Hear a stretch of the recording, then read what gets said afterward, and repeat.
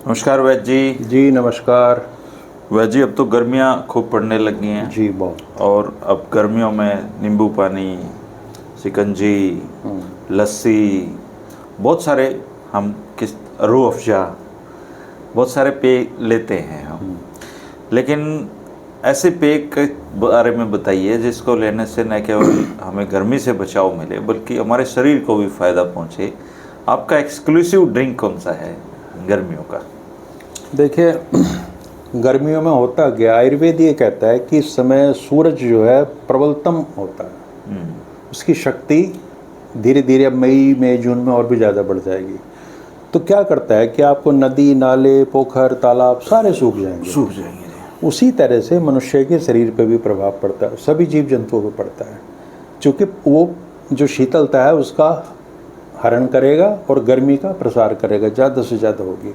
अब जब ये गर्मी आपके शरीर में से मतलब बहुत ज़्यादा हो जाएगी तो आपको क्या लक्षण महसूस होंगे? आमतौर पे हमारे उत्तरी भारत में क्या होता है, लू चलती, सन स्ट्रोक होता, बहुत ज़्यादा गर्मी पड़ती, तो शरीर में पानी की कमी हो जाती।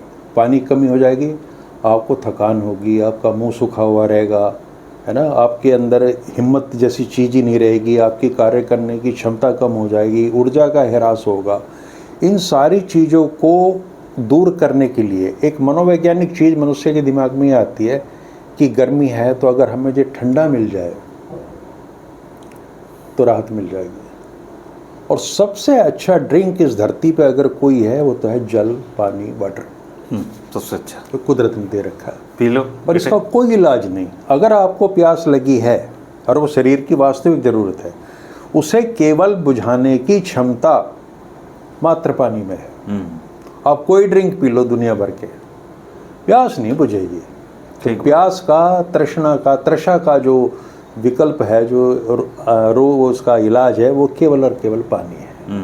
अब पानी में आपने और कुदरत ने इस दौर में बहुत सारी चीज़ें दे रखी। अब आप देखिए, खरबूजा आएगा, तरबूज आएगा, बेल इसी मौसम में मिलती है। बेल का तो शरबत भी मिलता है बहुत जगह। देखिए, नींबू पानी आप लोगे वो तो कभी भी आप ले लो, और नारियल पानी भी सर्वसुलभ है। उनसे होता ये है कि उनके अंदर जो इलेक्ट्रोलाइट्स हैं, जैसे नमक है, आपके शुगर है, वो तमाम चीज़ें हैं, छोटे छोटे माइक्रोन्यूट्रिएंट्स हैं, उनकी पूर्ति हो जाएगी। तो आप उनको पीने के बाद में एक तरोताजगी महसूस करोगे। और अपने आप, जैसे ग्लूकोज पाउडर आता है, ORS आता है, इलेक्ट्रॉल जिसको बोलते हैं, तो ये सारी चीज़ों को पीने से आपको तुरंत एक असर 10-15 मिनट में लगेगा कि हाँ, जो कमी थी मेरे शरीर में से वो पूरी होगी। अब जहाँ तक प्रश्न आपने पूछा कि कौन सा बेस्ट है, जो मैं समझता हूँ, और कौन सा बेस्ट है जो आयुर्वेद मानता है, तो वो है बेल का शरबत। बेल का शरबत, अच्छा।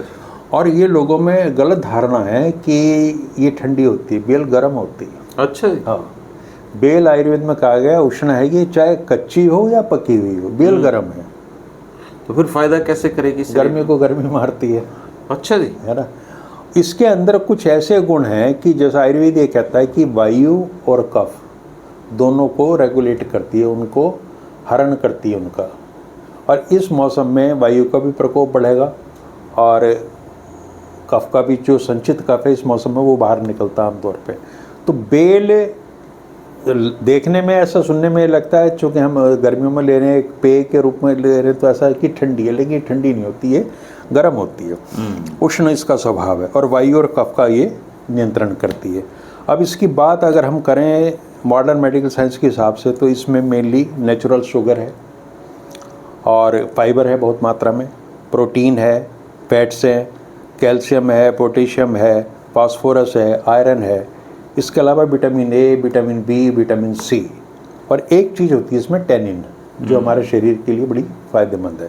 तो ये इसका केमिकल कंपोजिशन है। अगर आप बेल खाएंगे, अच्छा बात शरबत की, शरबत को हमेशा ये ध्यान रखनी चाहिए, दर्शकों को मैं बता दूं कि शरबत से बेहतर जो ओरिजिनल फल है वो है। अच्छा, वैसे खाया जाए। किसी भी चीज़ का शरबत पीने की वो बात की बात है। आपकी प्राथमिकता ये होनी चाहिए कि आप बेल को गुद्दे समेत लें और खा लें उसको, वो बेस्ट है।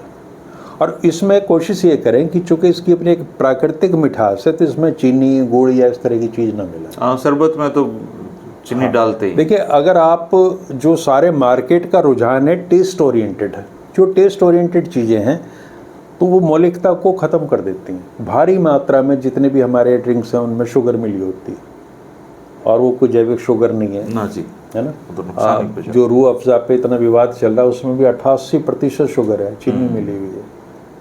कुछ चीज़ें हैं जैसे उसकी फ्रेगरेंस डाल दी उसमें गुलाब वगैरह की है, लेकिन कुल मिला के अगर आप शरीर की उपयोगिता के हिसाब से देखें तो बेस्ट चीज़ ये है कि जो फल इस समय मिल रहे हैं, हमारे मौसम जो हमें दे रहा है, आप उनका सेवन करें भरपूर मात्रा में, खूब जम के पानी पिए, तो आपको जो ये आपके शरीर की ज़रूरतें हैं गर्मियों में ये सारी पूरी हो जाएंगी।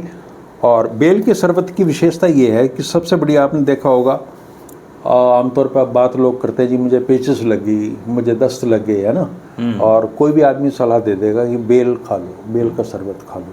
तो पाचन तंत्र को मजबूत करता है, डाइजेस्टिव सिस्टम को स्ट्रेंथ देने में बेल का कोई जवाब नहीं। लीवर को डिटॉक्स करता है, चूँकि लीवर हमारी केमिकल फैक्ट्री है, जो भी चीज़ हम भोजन में लेंगे वो अवशोषित होकर लीवर में जाएगी, और लीवर ने ही उसको शुगर के रूप में कन्वर्ट करके बॉडी में भिजाना है। तो ये लीवर को डिटॉक्स करता है। हार्ट पेशेंट के लिए ये उपयोगी है, मेटाबॉलिज्म को बढ़ाता है, ठीक है। तो इसलिए जो गैस की प्रॉब्लम है, एसिडिटी की प्रॉब्लम है, कॉन्स्टिपेशन की प्रॉब्लम है, अगर लोग बेल का शरबत या बेल खाएंगे तो उससे इन चीज़ों में राहत मिलेगी। और ये तो बड़ी कॉमन चीज़ है आज की तारीख में। ठीक। इंटेस्टाइन को ये क्लीन करती है, क्लीन भी करती है और ताकत भी देती है। तो ऐसी धारणा है, आयुर्वेद भी मानता है कि हमारी आंतों में कुछ चीज़ें चिपक जाती हैं और उनको फिर बॉडी से बाहर निकालना बड़ा मुश्किल हो जाता है।